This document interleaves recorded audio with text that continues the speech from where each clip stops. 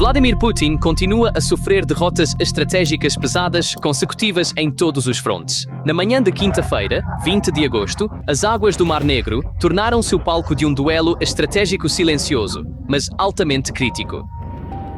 Dois caças F-16 da Força Aérea Romena detectaram um drone marítimo russo carregado de explosivos infiltrando-se perto do campo de gás profundo de Netuno, um dos projetos de energia mais críticos da Europa, e o obliteraram nas profundezas em segundos. Porque o alvo destruído aqui não era uma tentativa de infiltração comum, era uma bomba pronta, direcionada diretamente ao coração energético da Europa. Porque apenas nesta semana, em resposta direta às provocações que Putin escalou por toda a Europa, a OTAN lançou uma operação aérea massiva e sem precedentes, estendendo-se de Kaliningrado até as fronteiras da Moldávia e do Mar Negro. A operação foi realizada sob a liderança dos Estados Unidos. A concentração de um número tão grande de aeronaves perto das fronteiras é claramente demonstrativa. Com as tensões em todo o continente literalmente atingindo um ponto de ebulição, este engajamento cinético no Mar Negro tornou-se a resposta de facto mais clara dada no terreno a todas as manobras de Moscou. Este anel de fogo engolfando a Europa de ponta a ponta era, por um lado, o reflexo mais claro da regressão estratégica que Putin está sofrendo das trincheiras da Ucrânia até as margens do Báltico, e, por outro, a evidência mais concreta das novas regras de engajamento que a OTAN agora ativou ao longo de seu flanco oriental. Por meses, Vladimir Putin vinha orquestrando uma estratégia de pressão implacável contra o flanco leste da OTAN. Ondas de drones foram enviadas para os céus europeus, mísseis se transformaram em violações flagrantes de fronteiras e um ritmo impecável de medo foi estabelecido. O objetivo central era deslocar o impasse do campo de batalha na Ucrânia mais para o leste e criar espaço de manobra no Mar Negro. No entanto, essa estratégia saiu pela culatra para o Kremlin de uma maneira completamente inesperada e devastadora. A projeção do poder de Putin e cada passo que ele dava aqui estava, de forma constante, arrancando a Moldávia, o último satélite de Moscou na região, permanentemente de sua órbita.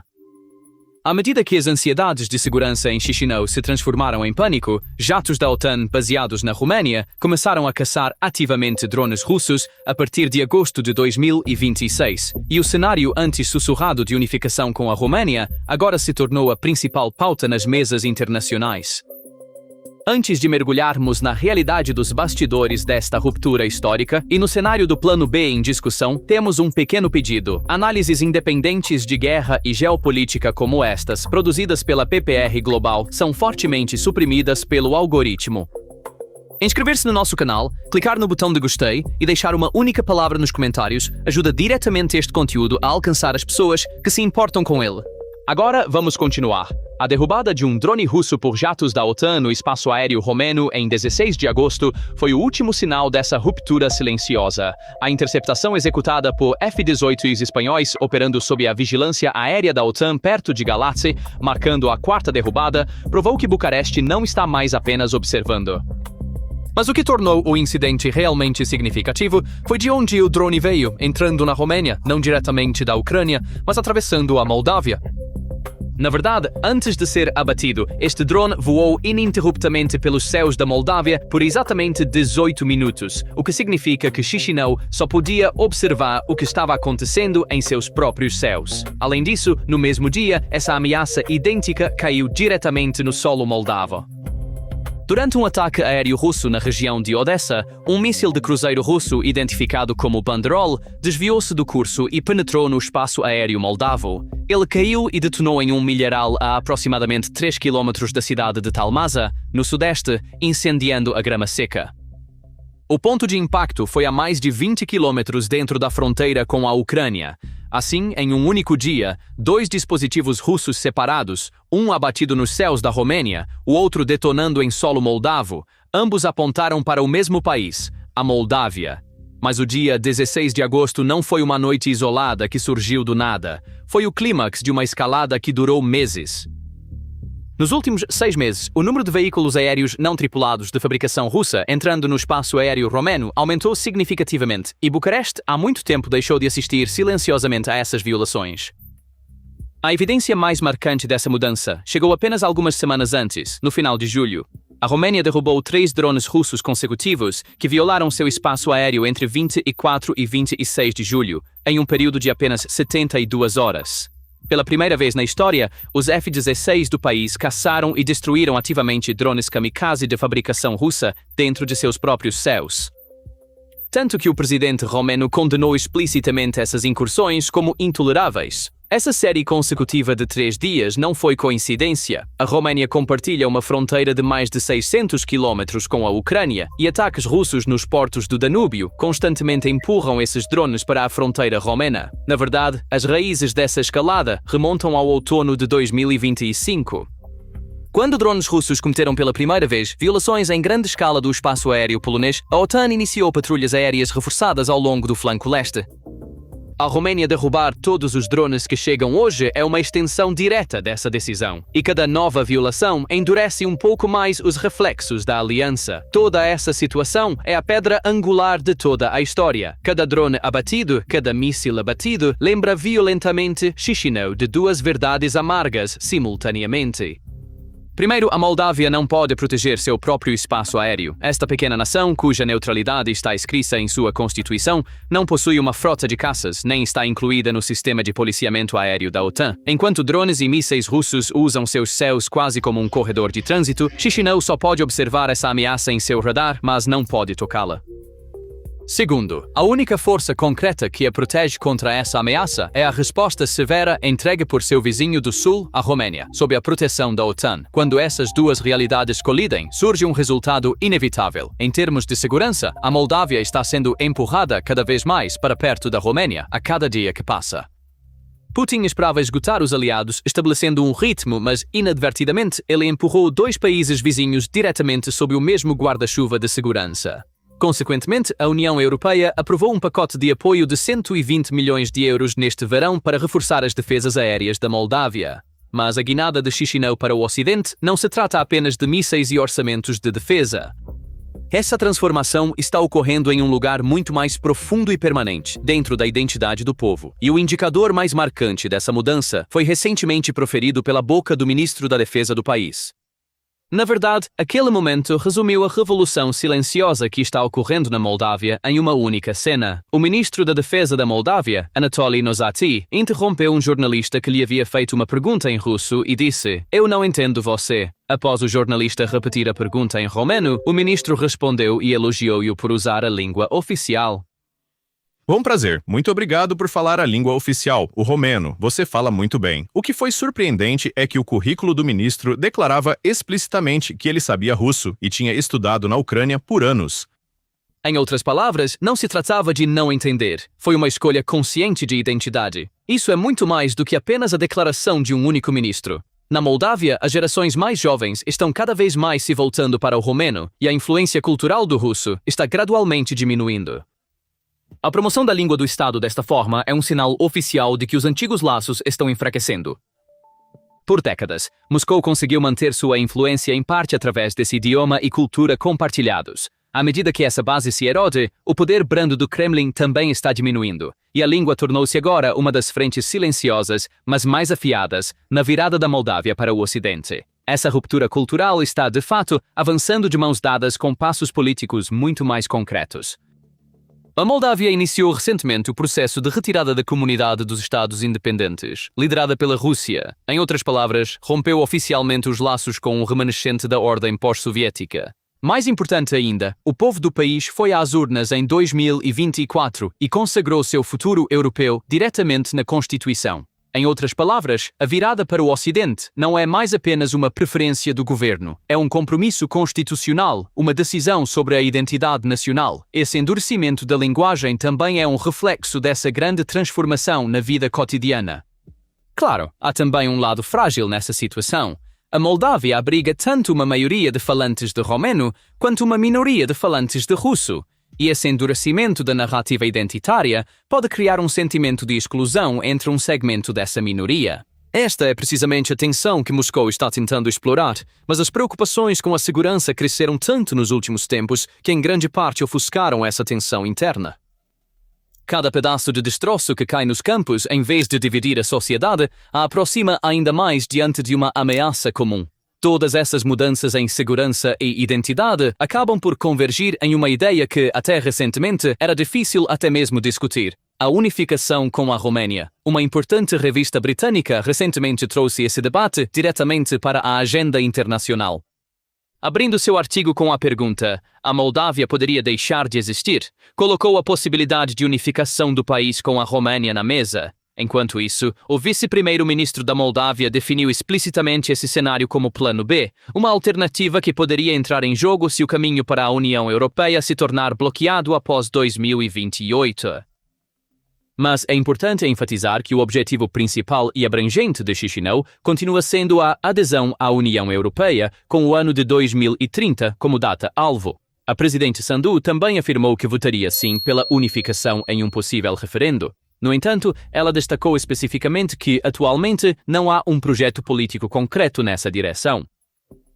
Por outro lado, o presidente da Romênia apoia abertamente a ideia de unificação. É por isso que muitas pessoas veem a unificação com a Romênia como uma forma de restaurar os laços históricos rompidos durante a era Stalin.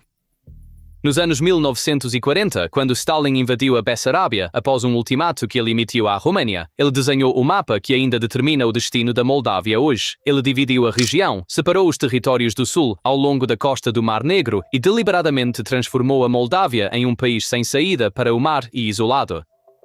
Mesmo hoje, a passagem de drones russos por aquele estreito corredor aéreo é um legado das fronteiras que Stalin desenhou com uma régua. A grande sensibilidade da Europa em relação à Moldávia também decorre dessa memória histórica.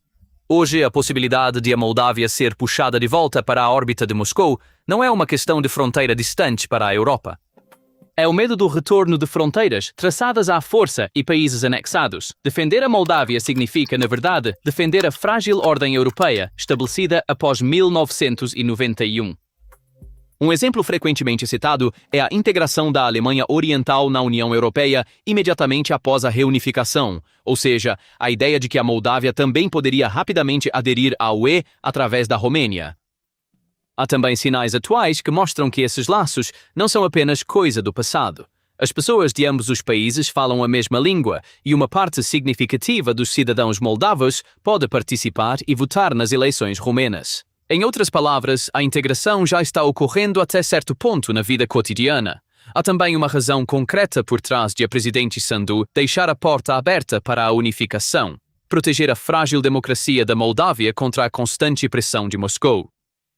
Em outras palavras, este debate é menos sobre um anseio romântico pela história e mais sobre um cálculo muito prático em relação à segurança e ao futuro. À medida que a Rússia aumenta sua pressão, esse cálculo está ganhando peso aos olhos dos moldavos. Ainda assim, não devemos exagerar essa situação.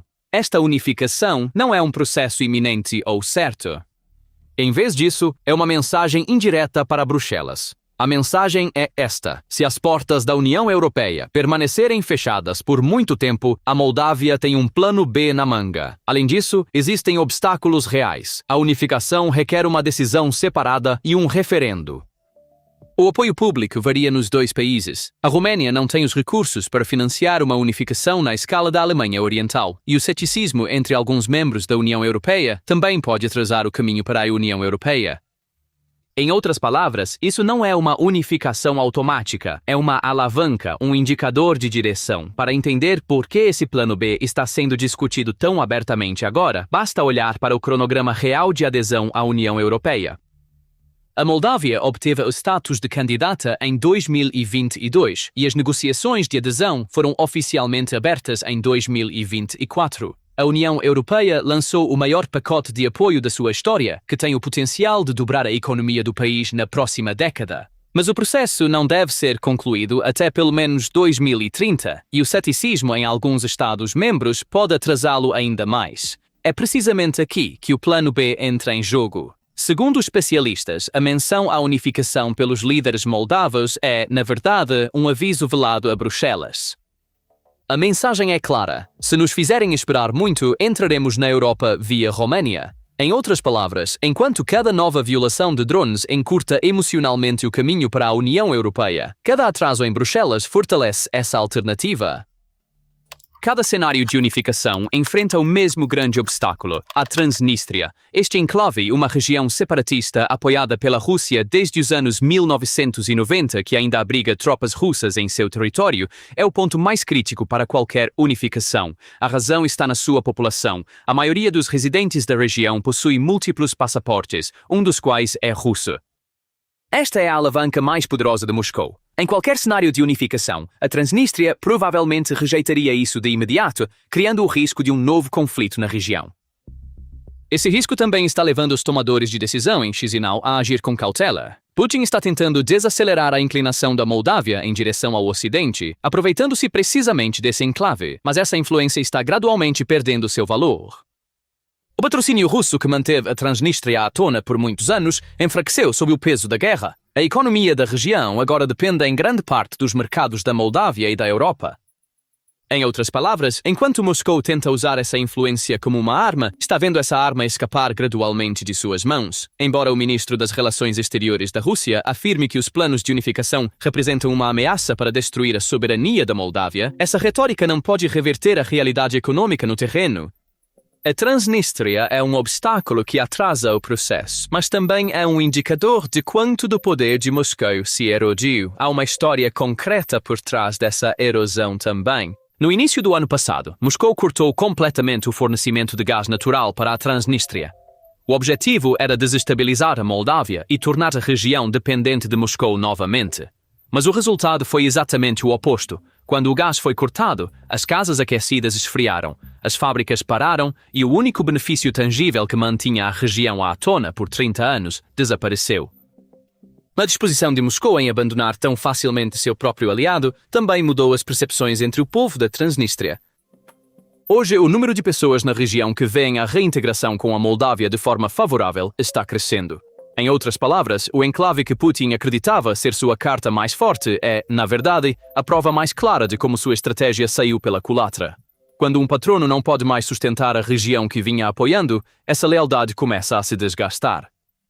Além disso, este enclave já vem se despovoando lentamente a longo prazo. O colapso econômico e a incerteza têm levado a população a sair há anos. O fato de uma parte significativa dos que permanecem possuir passaportes russos é um sinal não tanto de força, mas de ansiedade em relação ao futuro. Afinal, as pessoas se apegam a um segundo passaporte para terem uma rota de fuga caso as coisas piorem. Em outras palavras, a afirmação de Moscou de que os russos aqui são nossos está se apoiando em um terreno cada vez mais instável. A Transnistria já foi a âncora mais forte de Moscou na Moldávia, mas hoje até essa âncora está lentamente se desfazendo. Para entender completamente como esse ponto de apoio foi perdido, devemos examinar a estratégia sem precedentes de Chisinau de sitiar e apertar este último reduto russo. O vínculo legal foi cortado, a linha de energia foi cortada. Os trilhos foram mudados. A língua mudou. O que resta é a última fortaleza da Rússia na Moldávia, a Transnistria, e a Moldávia agora está sitiando essa fortaleza também. Em fevereiro de 2026, o governo moldavo preparou um documento abrangente de reintegração pela primeira vez em sua história. Abordagens fundamentais para o processo gradual de reintegração da região da Transnistria. Este documento foi apresentado ao Comissário de Alargamento da União Europeia em Bruxelas em março, e é o primeiro plano abrangente que a Moldávia preparou desde a rejeição do Plano Kozak, apoiado pela Rússia em 2003. O coração da estratégia é a economia. A Moldávia está aplicando unilateralmente regras fiscais, aduaneiras e comerciais uniformes em todo o seu território. As empresas transnistrianas já acessam o mercado da União Europeia através do registro moldavo. Em 2025, 71% das exportações da região foram para a União Europeia. A Moldávia está aprofundando essa vantagem, tornando a economia da Transnistria dependente de Chisinau. A lei foi cortada, a energia foi cortada, os trilhos foram virados, a língua mudou, a Transnistria sitiada. Essa imagem por si só já é pesada, mas o que realmente assusta Putin não é nada disso. O verdadeiro medo é o precedente. Toda a estratégia pós-soviética de Putin baseia-se em uma suposição. As ex-repúblicas soviéticas permanecerão na esfera de influência natural da Rússia. Língua, energia, presença militar e laços culturais sustentam esta esfera de influência. A Moldávia está agora quebrando cada pilar dessa suposição um por um, e se tiver sucesso, outros países podem seguir o mesmo caminho. A Geórgia já está no processo de candidatura à União Europeia. A Armênia está discutindo a retirada da CE e o governo Pashinyan lembra do fracasso da garantia de segurança da Rússia em Karabakh em todas as oportunidades. O Cazaquistão está silenciosamente reduzindo o papel dos russos na esfera pública e aprofundando a cooperação energética com a China. Até mesmo o Quirguistão reabriu discussões sobre a transição para o alfabeto latino. Se a Moldávia provar que a ruptura completa com a Rússia é possível e segura, esse efeito dominó pode colapsar a doutrina de vizinhança próxima de 30 anos de Putin. E a reação do Kremlin confirma esse medo. Em 13 de maio, a Duma Estatal da Rússia aprovou uma lei altamente controversa que autoriza Putin a enviar tropas para o exterior para proteger cidadãos russos em casos de detenção, acusação ou perseguição. Embora a lei seja uma regulamentação geral, ela é interpretada no contexto de mais de 220 mil cidadãos russos e 1.500 soldados na Transnistria. Causou séria preocupação na Europa porque esta lei legaliza a doutrina de proteção que Putin usou anteriormente na Geórgia e na Ucrânia. No mesmo dia, um drone Shahed russo violou o espaço aéreo da Moldávia, sobrevoando Balci, Ungheni e áreas próximas à fronteira com a Romênia. O Ministério da Defesa da Moldávia confirmou o incidente e restringiu temporariamente o espaço aéreo, mas não interceptou o drone. Esta violação foi oficialmente explicada como um efeito colateral dos ataques direcionados à Ucrânia, mas sua coincidência com a votação na Duma no mesmo dia é digna de nota.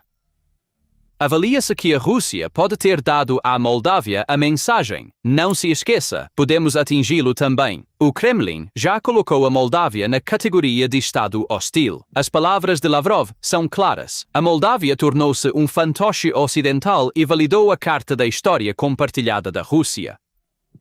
Do ponto de vista de Putin, a Moldávia é a miniatura do cenário da Ucrânia, sendo arrancada da Rússia através de provocações ocidentais, cidadãos russos sendo colocados em perigo e laços históricos sendo destruídos.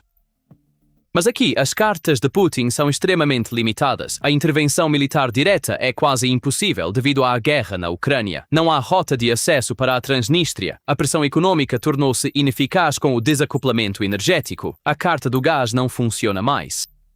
Os canais diplomáticos estão bloqueados. Embora a Moldávia mantenha comunicação a nível da embaixada, a saída da CEE e as decisões de persona non grata congelaram efetivamente as relações diplomáticas. E ferramentas híbridas, desinformação, ameaças legais, provocações de caos interno, financiamento de partidos pró-Rússia estão atingindo a capacidade de Stratcom da Moldávia, fortalecida com o apoio da OTAN e da União Europeia. Sanções financeiras foram aplicadas ao partido Shor e ao PSRM. Investigações sobre compra de votos foram iniciadas e unidades de comunicação estratégica contra a mídia russa foram estabelecidas. As ferramentas de soft power de Putin também estão começando a se tornar ineficazes. A carta mais forte que resta à Rússia são os 1.500 soldados na Transnistria, mas esses soldados estão efetivamente isolados e seu apoio logístico diminui a cada dia. A rotação não pode ser feita, novos equipamentos não podem chegar e o fornecimento está sendo restringido. A Moldávia visa desgastar essa força através de uma pressão lenta. Um dia esses soldados serão forçados a se retirar ou permanecerão como uma presença sem significado. E uma situação semelhante à contradição de Pezeshkian no Irã também se aplica a Putin. O Kremlin diz: vamos proteger os russos na Moldávia. Mas como? Não há rota de acesso, não há alavancagem econômica e a intervenção militar significa retirar forças da frente da Ucrânia, o que Putin não pode permitir. A estratégia da Moldávia usa precisamente esse impasse, transformando a promessa de proteção de Putin em uma ameaça vazia e mostrando a impotência da Rússia para o mundo inteiro. E a cada dia que passa, essa estratégia funciona um pouco mais. Mas a Moldávia não está executando este plano mestre isoladamente. O escudo geopolítico definitivo que permite a resistência de Chisinau é a transformação radical que está ocorrendo do outro lado da fronteira na Romênia, impulsionada pela crescente ameaça de drones. O limiar de vítimas civis ultrapassado nas margens do Danúbio reescreveu do zero a escala de reação a crises da administração de Bucareste. A pergunta analítica que vem naturalmente à mente é por que a Roménia reagiu de forma diferente desta vez? O que é diferente das anteriores? A experiência dolorosa fez entender que as condenações diplomáticas e os processos de consulta burocrática usados em incursões de fronteira passadas não eram suficientes para deter alvos assimétricos voando ao nível das copas das árvores. Bucareste primeiro expulsou o cônsul-geral da Rússia em Constanta dentro de 72 horas, fechando rapidamente a missão. Os aliados europeus também apoiaram esse endurecimento diplomático. O ministro das Relações Exteriores da Polônia, Sikorski, declarou que a era de interpretar intenções de boa-fé havia terminado ao dizer: seja por intenção deliberada ou por ineptidão, a Rússia ainda é perigosa e devemos nos defender. No entanto, a resposta verdadeiramente duradoura e estrutural manifestou-se no terreno na esfera da indústria de defesa. A Roménia havia doado um de seus sistemas Patriot para a Ucrânia em 2024, sacrificando seu próprio escudo de defesa aérea, exibindo uma abordagem indireta e passiva destinada a deter a ameaça em sua origem. No entanto, munições de drones atingindo seus próprios edifícios civis transformaram essa abordagem em armamento ativo, preventivo e industrial. A administração de Bucareste ativou o programa SAFE com um orçamento de 200 milhões de euros, lançando a produção conjunta de veículos aéreos não tripulados e sistemas de interceptação com empresas de defesa ucranianas. Este movimento cria um centro de poder assimétrico doméstico no flanco leste da OTAN, combinando a tecnologia de guerra ucraniana que passou por rigorosos testes de campo de batalha com a extensa capacidade de produção da Romênia. A Romênia não é mais apenas um corredor logístico passivo pelo qual munições transitam. Está se transformando em uma fortaleza militar ativa, com o potencial de responder a ameaças assimétricas, com sistemas que produz por conta própria. Outro pilar das bases econômicas e estratégicas desta fortaleza militar fortificada é a segurança energética nas águas do Mar Negro. Nesse contexto, a resposta à pergunta sobre o que o Neptune Deep muda em 2027 é se a Romênia é uma fortaleza energética, contém os códigos do grande jogo de xadrez geoeconômico que está sendo jogado no Mar Negro. Com sua nova doutrina de defesa nacional, declarando as plataformas de gás natural e as linhas de transmissão de energia submarinas na costa do Mar Negro como uma questão de segurança nacional de primeiro grau, a Roménia pretende se elevar à posição de um dos fornecedores críticos de gás da União Europeia através do projeto de reserva de gás natural Neptune Deep, planejado para iniciar operações em 2027. Esta instalação massiva, que produzirá 6 bilhões e 300 milhões de metros cúbicos de gás por ano, tem o potencial de abalar fundamentalmente o monopólio de chantagem energética que a Rússia tem exercido sobre as capitais europeias há décadas. Tendo perdido uma parte significativa de sua marinha no Mar Negro para os drones navais assimétricos da Ucrânia e forçado a retirar seus navios da Crimeia para Novorossiysk, o Kremlin está se esforçando para compensar a iniciativa perdida no mar atacando civis pelo ar. No entanto, essa tática de desgaste está transformando a Roménia em um ator intocável que reduzirá a esfera de influência da Rússia na região, tanto na indústria de energia quanto na de defesa, e reforçará a independência energética da Europa. O elemento que torna o cenário verdadeiramente assustador para os países europeus são os sinais vacilantes vindos do outro lado do Atlântico, de Washington.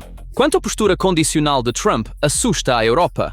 As declarações condicionais do presidente dos Estados Unidos, Donald Trump, que vinculam a proteção aos aliados da OTAN à condição de parar as compras de petróleo russo, transformaram a questão: Washington realmente nos protegerá em uma crise, em uma enorme ansiedade de segurança nas capitais continentais.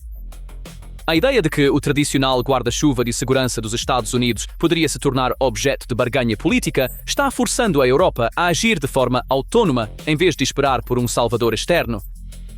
O aumento dos fundos de defesa da Alemanha para níveis massivos, a alocação pela Polônia de 4% do seu PIB para a defesa e os esforços da França para integrar a produção industrial em uma economia de guerra são um reflexo direto desse medo profundo. Enquanto a Rússia visa intimidar e suprimir o bloco europeu com suas provocações de fronteira e a percepção de ameaça assimétrica que cria, está construindo uma força de aliança cada vez mais independente, criando seus próprios recursos e radicalizada contra ela. E em meio a todos esses terremotos geopolíticos, confrontos diplomáticos e bilhões de dólares em orçamentos de armas, aquela única e enorme questão que ecoa nas mentes dos povos europeus aparece no horizonte. Se o próximo drone cair em uma escola, artigo 5. Caso a munição que atingiu a varanda de um apartamento no 10º andar hoje atinja uma instituição educacional abrigando centenas de civis ou um complexo hospitalar lotado amanhã, os textos de consulta do artigo 4 nas mãos de Bruxelas enfrentarão o perigo de perder sua força. Em um cenário onde ocorram baixas civis massivas, a pressão da opinião pública interna e a indignação internacional forçarão os líderes da aliança a irem muito além das condenações diplomáticas. Quando esse limite for ultrapassado, o pesado gatilho vinculativo do artigo 5 da OTAN, que exige ação militar coletiva, entrará em pauta. O esforço da Rússia para empurrar os limites estratégicos levou a uma espiral de escalada que não pode controlar até a porta dos aliados. Apesar de todas essas contramedidas geopolíticas, os destroços do apartamento em Galați expuseram uma enorme lacuna estrutural militar pairando sobre a Europa. A pergunta na mente dos analistas militares é muito clara. Por que a OTAN não consegue parar os drones? Qual é a lacuna estrutural? A arquitetura massiva de defesa aérea de bilhões de dólares da aliança foi projetada em torno de mísseis balísticos intercontinentais vindos de além da atmosfera, jatos supersônicos voando mais rápido que o som e aeronaves bombardeiras pesadas, deixando grandes assinaturas de radar. Os algoritmos dos sistemas de radar são finamente ajustados para detectar velocidades massivas e grandes massas no céu. No entanto, um veículo aéreo não tripulado barato de 200 kg, fabricado com materiais compostos, planando a uma altitude muito baixa ao nível das copas das árvores, com assinaturas térmicas e de radar extremamente baixas, pode facilmente infiltrar-se sob este escudo maciço sem aparecer como um grande alvo nos radares. O caso experimentado pela Polônia em setembro de 2025, onde mais de 19 drones violaram seu espaço aéreo em uma única noite, mostrou que fechar essa lacuna assimétrica apenas com diplomacia de gabinete não era possível no campo. Enquanto gastar mísseis interceptores de precisão de milhões de dólares em plataformas kamikaze, que custam alguns milhares de dólares, estica os limites de sustentabilidade da economia militar, a intervenção de caças sobre áreas urbanas também colide com uma pesada barreira de baixas civis. As intenções estratégicas da Rússia, cientes dessa vulnerabilidade estrutural, estão se tornando mais claras através de declarações políticas. A declaração de Medvedev de "continuará" é a Rússia fazendo isso deliberadamente. As fortes evidências disponíveis apoiam isso. A declaração do vice-presidente do Conselho de Segurança da Rússia, Medvedev, após o incidente de que esses eventos continuariam enquanto o apoio do Ocidente persistir, indica que a situação é uma operação de risco geopolítico sistemático em vez de um erro de navegação. Cada munição que roça as fronteiras da OTAN testa meticulosamente a flexibilidade de tomada de decisão política da aliança, a velocidade burocrática e os limites de tolerância das populações nos Estados-membros. Essas violações na zona cinzenta, mantidas em um nível que não exigiria uma declaração de guerra em massa, mas criariam ansiedade constante, visam desgastar a aliança internamente ao brincar deliberada e intencionalmente com os nervos dos aliados. O que leva essa equação a uma dimensão ainda mais sombria é a cadeia de produção e fornecimento das munições. A cadeia do drone do Irã para a Rússia, para a Ucrânia, para a Romênia, uma arma, 3 continentes. Esta questão resume como as guerras assimétricas modernas rapidamente se globalizam. Um drone Shahed 136, de design iraniano, é produzido sob licença russa como o Geran 2, lançado para atingir a logística ucraniana, e acaba por atingir civis da OTAN em território romeno. Uma única plataforma de armas conecta uma vasta rede de crise que abrange 3 continentes. Como também enfatizou o líder ucraniano Zelensky, à medida que os conflitos intensos e as crescentes tensões no Oriente Médio esgotam os estoques globais de sistemas interceptores Patriot dos Estados Unidos e similares, o escudo aéreo que protege o leste da Europa está se enfraquecendo. Este escudo enfraquecido prepara o terreno para que dispositivos de infiltração caiam diretamente no colo da OTAN. Este explosivo que saiu das mesas de engenharia em Teherã e entrou em um apartamento em Galați prova como conflitos que parecem locais podem se transformar instantaneamente em uma crise de segurança intercontinental. A linha estratégica tênue da Rússia, que se estende das costas do Mar Negro até as fronteiras da Moldávia, sofreu um profundo abalo com a explosão no 10º andar de um apartamento civil em Galați. O plano de Putin de desgastar a aliança internamente para vincular o comércio do Mar Negro aos seus próprios termos e cortar a esperança logística da Ucrânia fracassou em grande parte devido a uma violação de fronteira não antecipada. A Roménia, com seus investimentos em energia e a produção conjunta de armas que realiza com a Ucrânia, está se transformando de um observador passivo de fronteira em um dos principais atores que fazem movimentos proativos no flanco leste da aliança. Enquanto a administração de Chisinau dá fortes sinais de preparação da infraestrutura legal para a integração militar e política com Bucareste, essas mesmas munições podem ter acionado a armadilha logística que poderia fechar sobre a guarnição russa na Transnistria.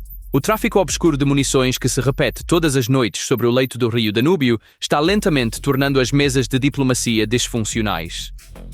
Linhas vermelhas foram cruzadas, áreas civis foram feridas e os limites de gestão de crise da aliança foram pressionados como nunca antes. A crise está mostrando sinais de se espalhar das estepes ucranianas, rompendo a porta da arquitetura de segurança compartilhada da Europa e entrando. A tempestade que se aproxima determinará o destino geopolítico, não apenas daqueles que batem à porta, mas também daqueles que esperam ansiosamente no limiar. Então, o que você acha sobre este assunto? Compartilhe seus pensamentos nos comentários. Para ficar atualizado sobre as análises da PPR Global, não se esqueça de se inscrever no canal e ativar as notificações. Obrigado por nos escolher.